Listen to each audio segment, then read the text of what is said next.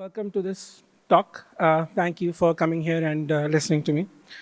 Uh, my mouse is stuck. Yeah. Yeah. So, okay, I'll try to do something. Uh, just a second. Oh, yeah, this is much better. Okay. Hello. So, my name is Yadu. I am a lead game designer at PlaySimple right now. I've kind of helped build this community called GameDev.in. We've been doing this thing for since like 2008 in some form or the other. And it is run by a group of volunteers, very fine folk, and we've been doing this for a long time. I help run the BYOG with Chirag and Vivek, and we've been doing that since 2012 with the IGDC as well. In the past, I worked um, at with Osmo, with Byju's, building phygital games. I've also taught, maybe for too long, at multiple places like Sushti, NID, Aptech Arena as well. At some point, I've helped co-found a company called Hashdash in Delhi, where we made interesting tiny games. And I worked in a senior UX kind of a role in Redbus and OSS Cube and other places. So I kind of had a very weird trajectory in building games and teaching and doing experiences, design and things like that. And it's been fun. Yeah, so let's sort of move on. What is this talk about? So, for a lot of us, I'm going to be reading off of the slide notes because I can't remember a lot of things and just talk. So, pardon me for that. But, all right. So, what is this talk about?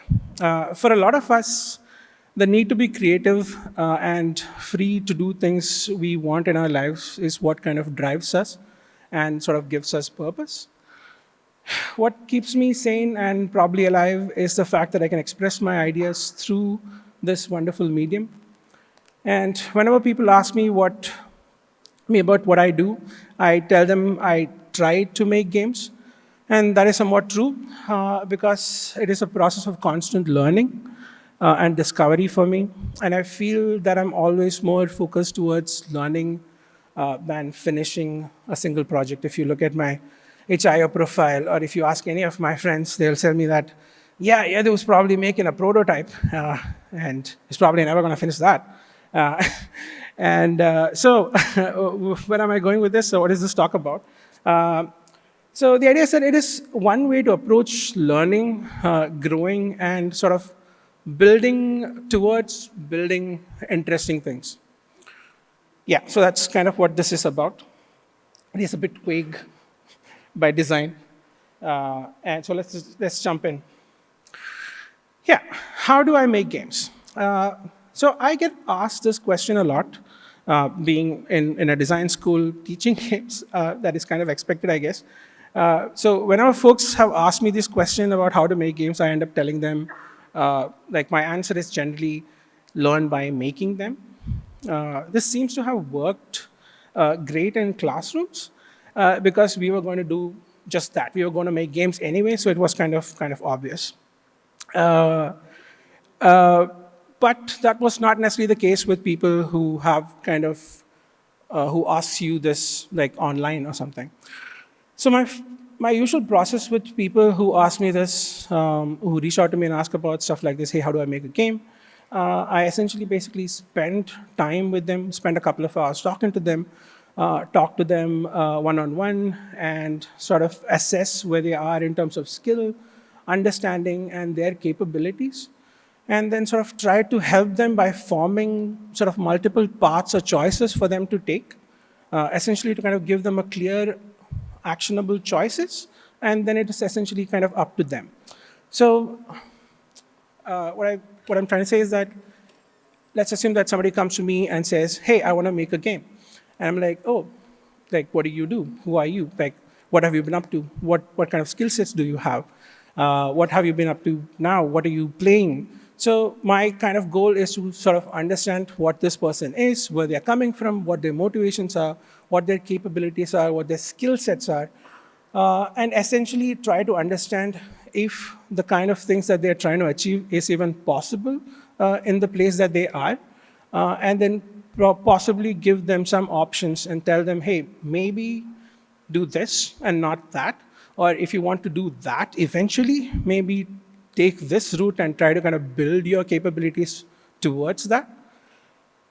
So the fundamental problem with this has been that it is me who is kind of trying to measure people up where it ideally should be themselves. And the choices are sort of presented to them rather than they themselves sort of arriving at them. Which means even if the suggestions are great, they can simply ignore it. Yeah, so from the whole point of this was essentially, which is why I thought maybe it is sort of interesting to kind of talk about this and give you yet another way to maybe help you kind of help yourself do more. So that was kind of the approach when we started talking about how you set up this talk. So that is essentially what this is kind of about. Right. So where do we start? With any process, like let's try to kind of break it down into smaller chunks so that you can kind of easily assimilate it. So the first thing that you kind of want to do is essentially take stock. What does taking stock mean? It essentially means that you take stock of who you are and what you can do. Then you need to kind of figure out what your goals are, and then you essentially need to work towards reaching your goals. All right. Thank you very much, Shami. Okay, but sorry. Okay, that didn't work out as expected, but right. So let's just jump into detail about what this thing is. So taking stock. So how do we do that? Taking stock is essentially having a better understanding of who you are and what you can do. And you do that by sort of asking yourself questions, essentially. It is sort of the idea is that you reflect. So what that means is you ask questions like, what have you achieved so far in your life and career? How have you achieved them? What skills helped you achieve them? Now that you've kind of reflected, you then essentially take a step and then ask other people around you, right? You ask them, ask people around you about what kind of skills that they identify with you.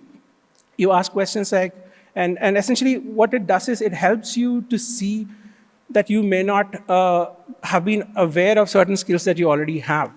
And you sometimes take things for granted.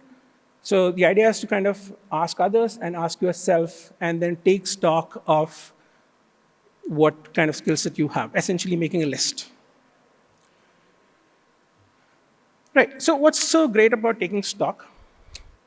What is great about this process of taking stock and understanding who you are and what you can do is that it helps you find a safe place to start your project. It gives you a confidence boost in yourself and your abilities, and it helps you kind of alleviate your fears. And it also kind of raises the chance of success in the projects that you're going to do, because it kind of gives you, like, you will be sure-footed in things that you already know and you understand. Now, moving on, what are your goals? You know what your goals are.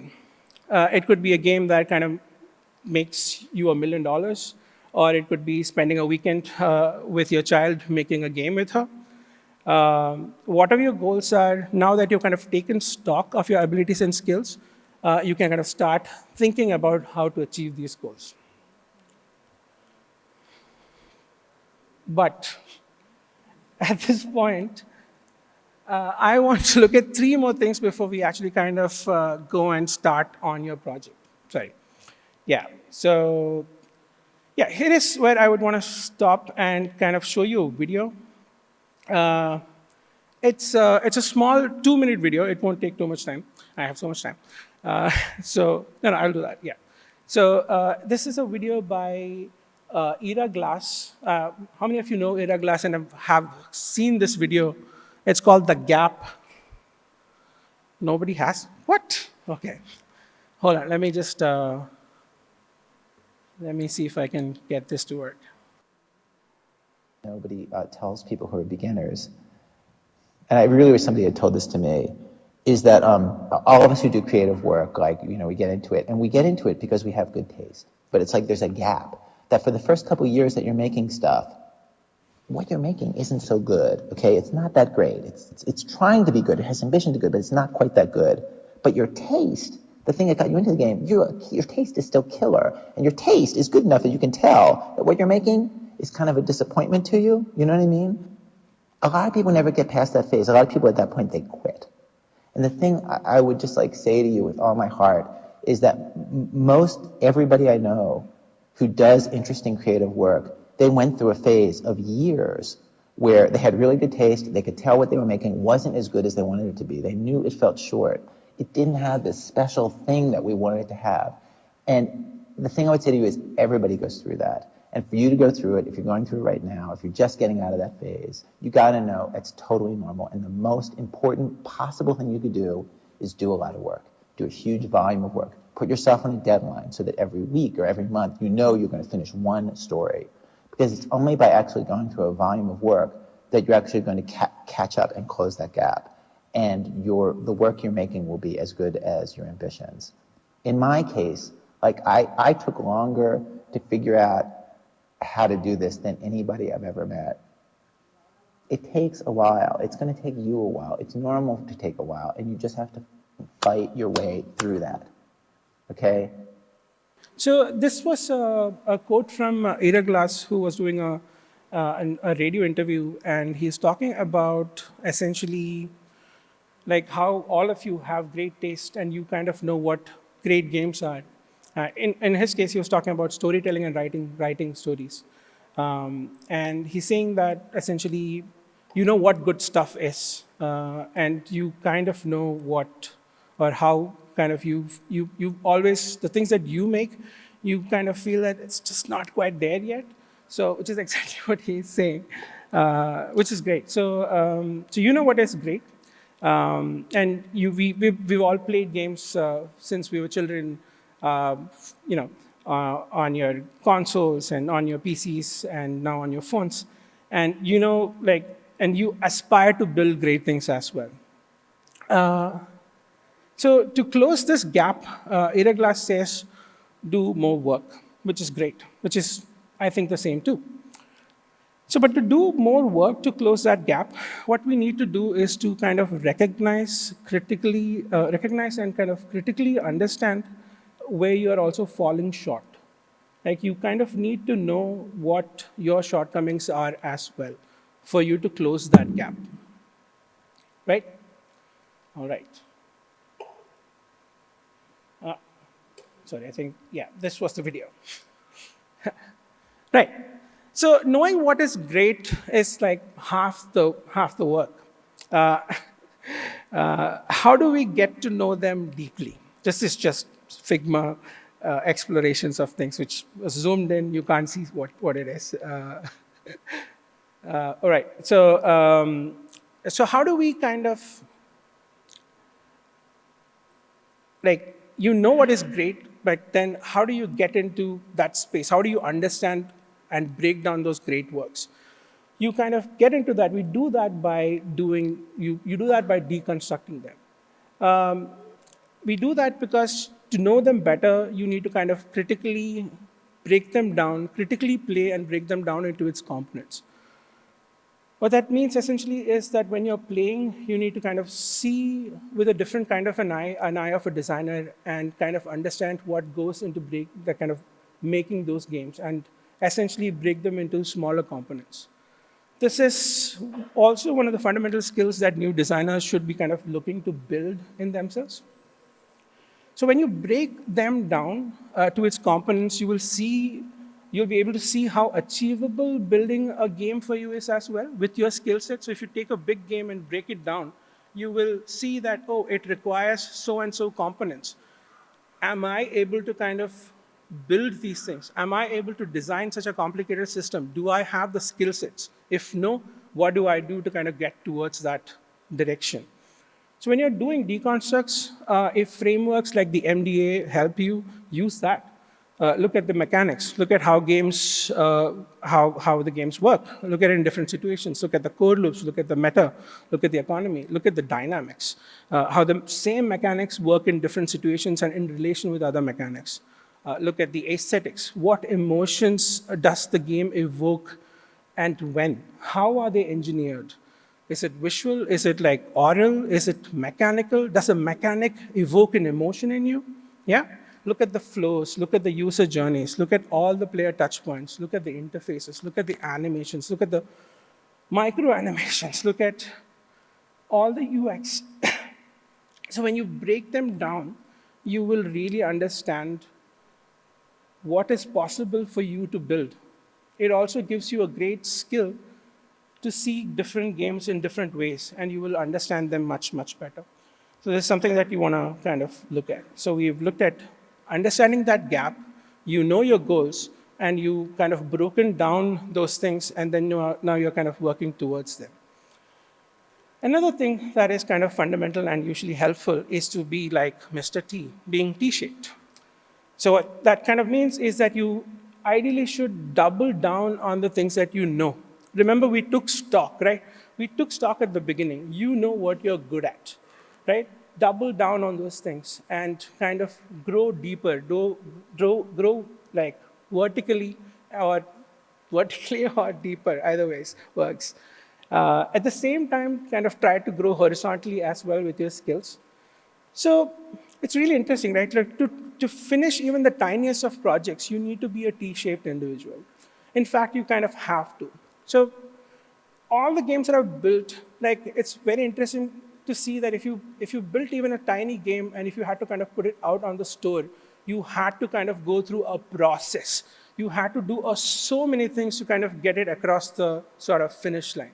So it means that you have done a lot more learning to kind of having gone through this process, so which is kind of what I'm trying to get at. So you'll have to kind of learn skills out of your core skill set and kind of build and deploy even like small projects.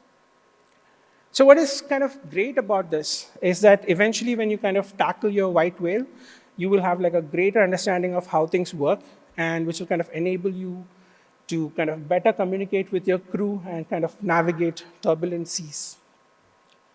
Right, so we like kind of Mr. T. Where do we go from here? Now that you know what you are good at and you've taken stock, you've analyzed the kind of games you want to make and understand them at like a fundamental level, how they work, you've kind of deconstructed. It is about working towards that goal, one project at a time, through which you'll be able to build necessary skills that will close these gaps and eventually to kind of help you across your finish line. Yeah. I'm going to give you a wrap up of this. Essentially, you're essentially taking stock, which is what can you do, have clear goals, and then essentially the gap, which is know where you are, where you aspire to be, and where you're falling short. Deconstruct, break down your targets, and fundamentally understand how they work, and see how you can, what kind of skills do you need to kind of build to get towards those goals. Be T-shaped, which is essentially be horizontal and vertical, and then essentially work towards reaching those goals one project at a time. Even if it is small, finish your damn game. So yeah, that is kind of all I had. I had more, but then we kind of decided to slightly make it short. So yeah, this is a great quote that from Aristotle, which I've kind of used multiple places. So it's also very interesting. So if you have any feedback and thoughts, or if you have any questions for me, we can have a chat.